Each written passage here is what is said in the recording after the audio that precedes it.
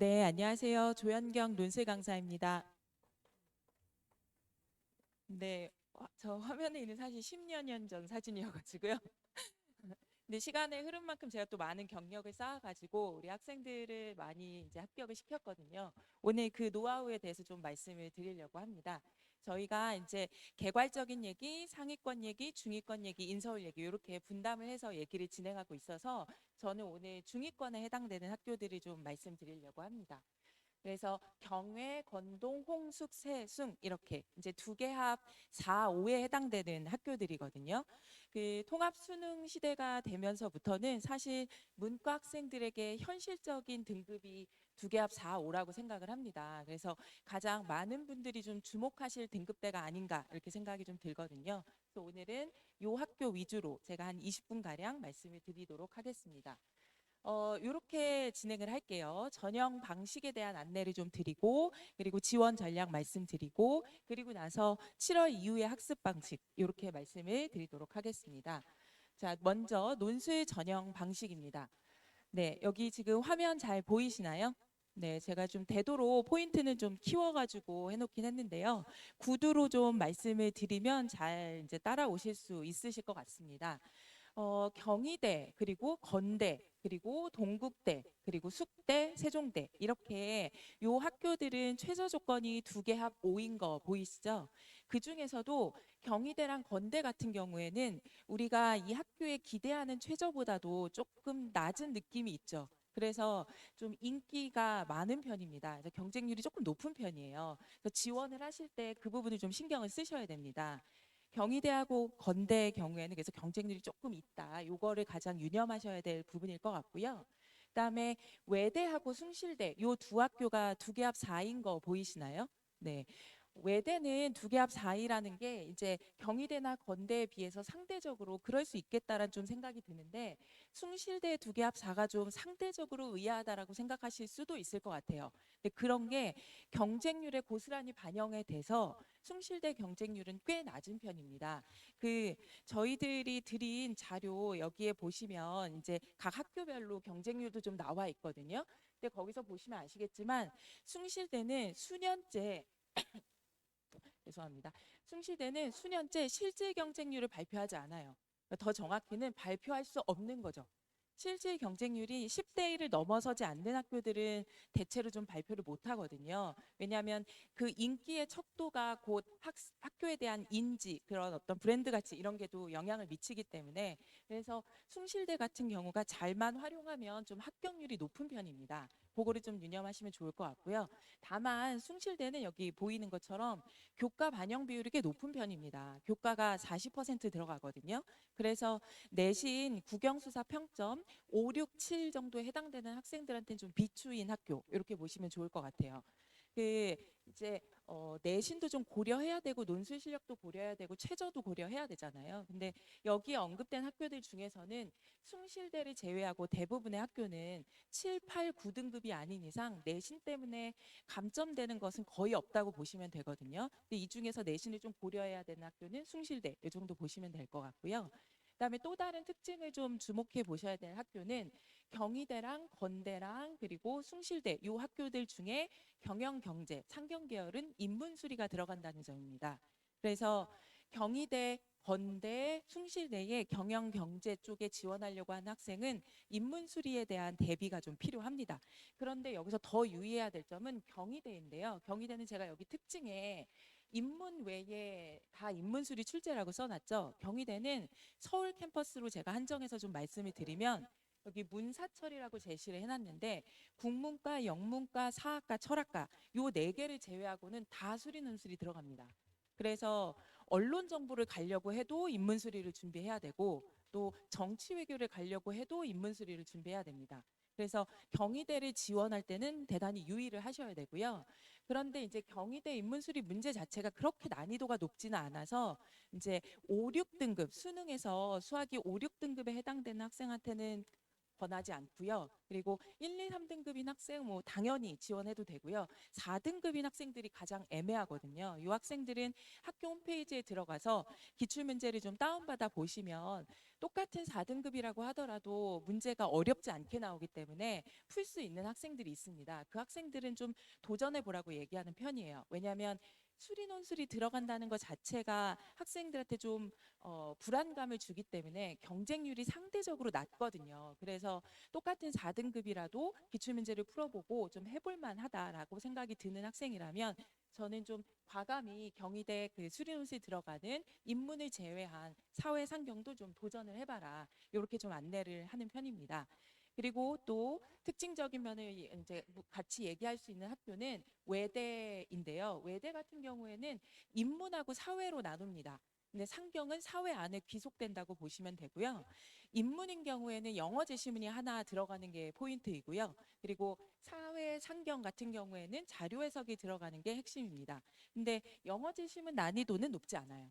네, 그 수능 영어 절대평가에서 3등급 정도면 충분히 할 수 있는 정도의 난이도이기 때문에 영어 제시문 때문에 좀 고려를 안 하는 그런 류의 학교는 아니라고 보시면 될 것 같습니다. 그다음에 네, 잠시만요. 많이 말씀드리려고 하다 보니까 좀 목이 좀 그랬는데 다시 말씀드릴게요. 외대 사회 같은 경우에는 자료 해석형이 특징이긴 하지만 어렵진 않아요. 그래서 그것 때문에 고려를 안 하실 필요는 없습니다. 그래서 전반적으로 외대는 문제가 좀 평이하다는 점. 그래서 최저만 맞춘다면 누구나 좀 지원을 해보길 바란다는 점. 그리고 외대는 주로 이대나 중대 같은 학교들하고 일정이 겹치는 경우가 많이 있습니다. 이번에도 그렇고요. 그래서 실질 경쟁률, 학교가 발표하는 실질 경쟁률이 10대 1 내외 정도 돼요. 그리고 특정 학과들은 5대 1이 안 넘는 학과들도 있기 때문에 학교 홈페이지에 들어가면 다 경쟁률이 상세하게 나와 있거든요. 그거를 지원 시 좀 참고하시면 좋을 것 같습니다. 그다음에 동국대랑 홍대랑 숙대, 세종대 이 학교들은 모든 계열에서 다 국문 논술맞게 내지 않기 때문에 학생들이 접근하기에 되게 좋고요. 문제 난이도도 높지 않습니다. 근데 이 중에서 홍익대 같은 경우에는 수시 1차에 보는 데다가 최저 조건이 3개와 8이니까 여기 있는 학교들 중에서는 조금 빡빡하죠. 그래서 실질 경쟁률이 굉장히 낮은 편이에요. 홍대는 매년 공개를 못 하고 있거든요. 근데 이제 몇 년 전에 공개했을 때 5대 1이 안 넘었었어요. 그래서 정시 경쟁률로 명문대 진학할 수 있다. 이제 저희가 이렇게 말하는 학교 중에 홍대가 그 대상이라고 보시면 좋을 것 같습니다. 근데 이제 홍대는 그래도 수시 1차이기 때문에 학생들이 좀 부담감이 있어요. 아무래도. 그래서 홍대를 지원하려고 하는 사람들 같은 경우에는 지금 당장 시작해야 되는 게 되게 시급하죠. 이미 시작한 학생들한테는 당연히 기회가 되는 학교. 이렇게 보시면 좀 좋을 것 같고요. 그리고 이제 다른 부분들은 여기 보시는 거 다 참고하시면 될 것 같은데 경희대나 건대가 논술 100%이기 때문에 경쟁률이 높다는 건 좀 어쩔 수 없고 다만 아까 말씀드린 정보들을 좀 반영해서 말씀을 드리자면 경희대는 아무리 경쟁률이 높다고 해도 수리 논술이 들어가는 그런 과들은 경쟁률이 그렇게 높지 않아요. 그래서 그거 좀 참고하셨으면 좋겠고 그다음에 여기 보시면 홍대나 숙대 같은 경우에는 교과가 10%밖에 들어가지 않잖아요.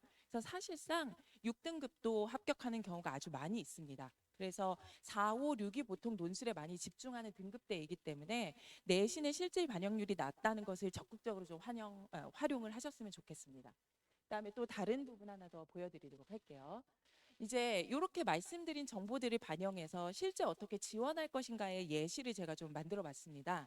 보시면 얼마 전에 봤던 6월 1일 날 봤던 모의고사에서 아직 성적표는 나오지 않았지만 그 6월 모의고사 가채점 결과는 다들 알고 계시잖아요.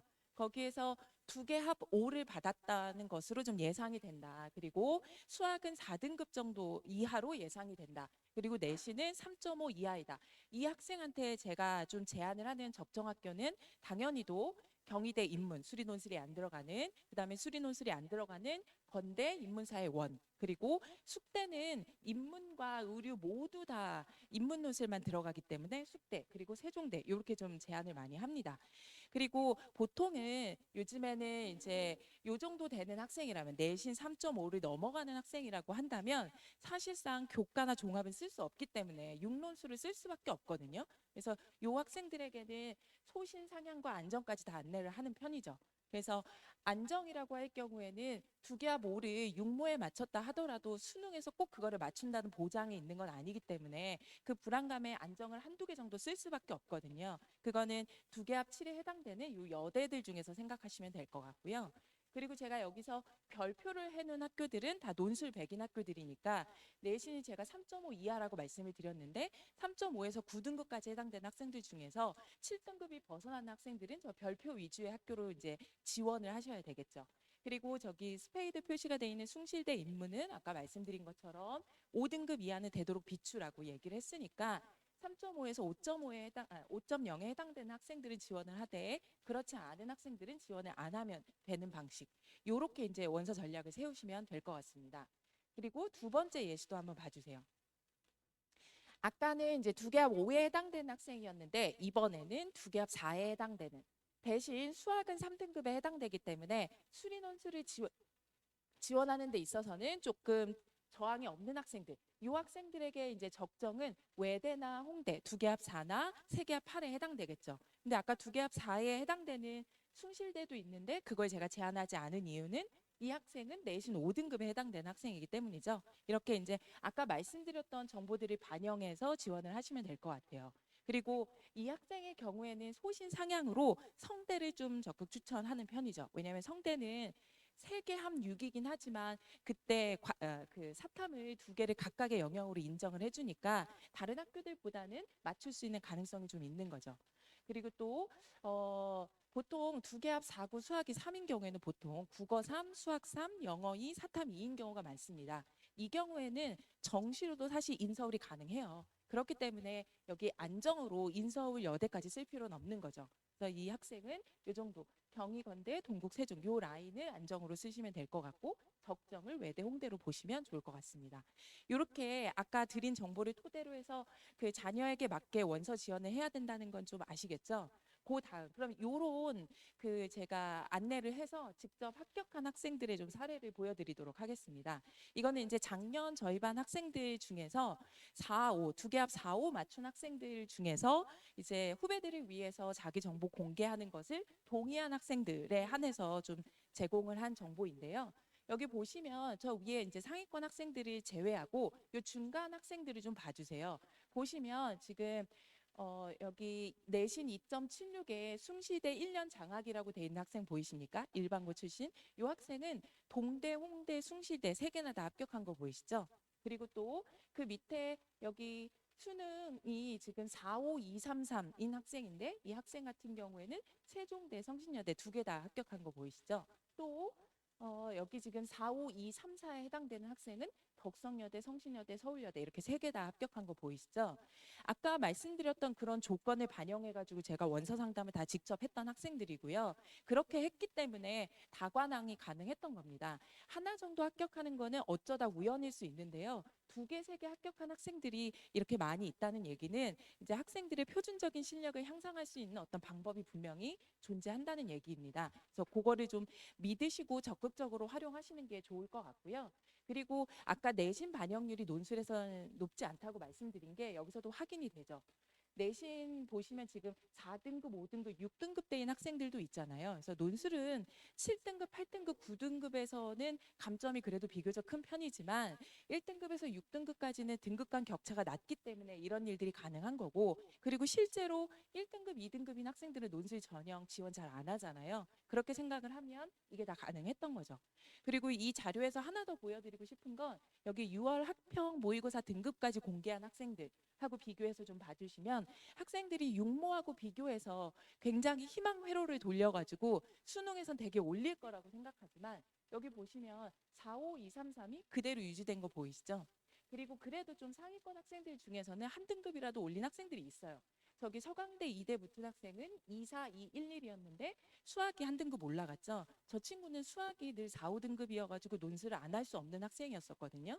그래도 마지막에 한 등급을 올라가긴 했지만 어쨌든 23111로는 정시로는 서강대랑 이화여대는 합격할 수 없습니다. 특히 서강대 같은 경우에는 정시에서 수능의 반영률이 거의 45%에 육박하는 학교잖아요. 그렇기 때문에 논술 전형을 굉장히 잘 활용한 사례라고 보시면 될 것 같습니다. 이런 정보들이 말해주는 이러한 그 희망과 방향성을 좀 잃지 않았으면 하는 바람이 있고요.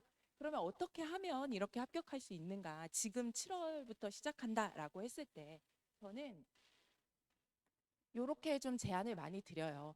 1월부터 시작한 학생은 이렇게 요약, 분류, 비교, 설명, 평가, 문제 해결, 입장 선택, 자료 해석을 한 유형마다 2, 3주씩 꾸준히 연습을 해왔거든요. 근데 지금이라도 시작하려고 하면 반드시 저 단계를 거치고 나서 실전 문제 풀이반을 가야 합니다.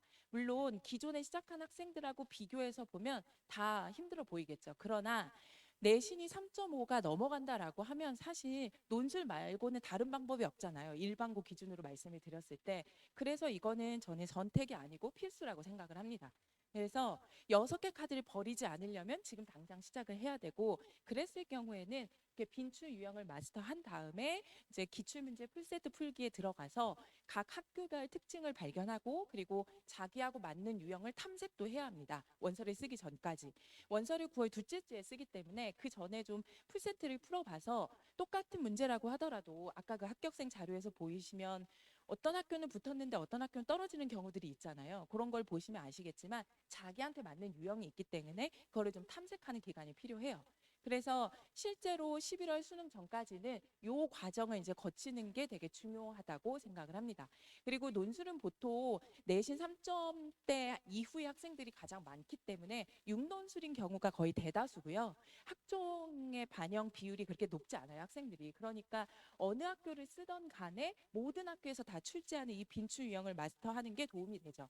예를 들면 외대 인문 같은 경우에는 비교, 설명, 그다음에 평가 이런 식으로 문제를 내고요. 또 성대 같은 경우에는 또 분류, 그다음에 자료 해석, 입장 선택 이런 식으로 내고, 또 동국대 같은 경우에는 비교, 설명, 평가 이런 식으로 냅니다. 그래서 이 8개 유형을 학교마다 조합을 조금씩 다르게 하면서 내기 때문에 저거를 마스터하면 논술에 대한 기본기는 이미 쌓은 거거든요. 그 상태에서 이제 대학별로 실전 문제 시간 맞춰가지고 그 학교의 특징 같은 걸 반영해서 문제풀이 연습을 한다면 지금부터 해도 아까 같은 그런 좋은 결과들을 낳을 수 있다는 점을 좀 자신 있게 말씀을 드릴 수 있고요. 그래서 이제 그런 구성으로 이제 저희가 7월 달 시작되는 반들을 개강하고 있습니다. 아까 말씀드린 것처럼 8대 빈출 유형이니까 8주 정도 진행을 하고, 그다음에 아까 그 8개 학교 동회, 세홍, 숙순, 경건 요 순서대로 또 8개 이렇게 순서를 저렇게 정한 것은 논술 난이도에 따른 것입니다. 그래서 최저 조건이나 우리가 학교에 대해서 가지고 있는 어떤 고정관념과 상관없이 사실 그 학교의 논술 난이도는 요 정도 수준으로 보시면 될 것 같아요. 그래서 홍대가 제일 어려울 것 같지만 사실은 건대가 제일 어렵거든요. 그래서 그런 학교별 특징과 난이도를 잘 지도할 수 있는 저희 이제 선생님들의 지도에 따라서 이 수업을 잘 진행하신다면 반드시 좋은 결과가 있을 거라고 생각을 합니다.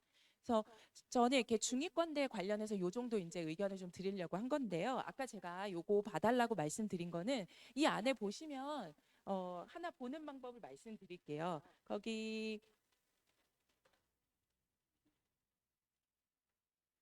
네, 한 26쪽 정도 보시면 그 각 대학들이 발표한 입시 결과들이 있습니다. 그래서 논술 점수라든지 실질 경쟁률이라든지 이런 것들이 잘 나와 있거든요. 특히나 32쪽에 보시면 동국대 실질 경쟁률 같은 게 나와 있는데요. 동대가 최초 경쟁률은 막 2, 30대 1씩 돼도 거기 보시면 실질 경쟁률 보면 10대 1 선에 있거나 10대 1 안에 들어가는 과들도 있잖아요. 그래서 이렇게 최초 경쟁률만 보시지 마시고 실질 경쟁률을 잘 고려하셔가지고 원서 지원을 하는데 도움을 받으시면 좋을 것 같아요. 왜냐하면 학생부 종합전형의 평균적인 그 경쟁률이 10대 1에서 15대 1 사이잖아요. 그거를 생각하면 10대 1 내외나 15대 1 안에서 명문대를 진학할 수 있다는 건 굉장히 좋은 메리트죠. 우리 문과 학생들은 그 수학이 보통 4, 5, 6등급인 경우가 많기 때문에 그 경우에는 정시에서 인서울이 어렵습니다. 그래서 그거를 좀 받아들인다면 두 개 합 4, 5만 맞춰서 논술로 명문대를 진학할 수 있다는 건 되게 좋은 경우다. 이렇게 좀 생각하셨으면 좋겠고요. 그래서 이제 저희가 시간 순서대로 이제 많은 학교를 좀 안내하려고 하는데, 요 다음 차례는 이모희 선생님이 이제 인서울건에 대해서 좀 말씀을 드릴 거거든요. 그거까지 진행하고 나서 지금 다 들으신 거를 토대로 해서 궁금한 점 있으면 이제 저희가 좀 질의응답을 진행할 테니까 그때 또 질문을 해주시면 좋을 것 같습니다. 네, 경청해 주셔서 감사하고요. 저는 여기까지 마치도록 하겠습니다. 감사합니다.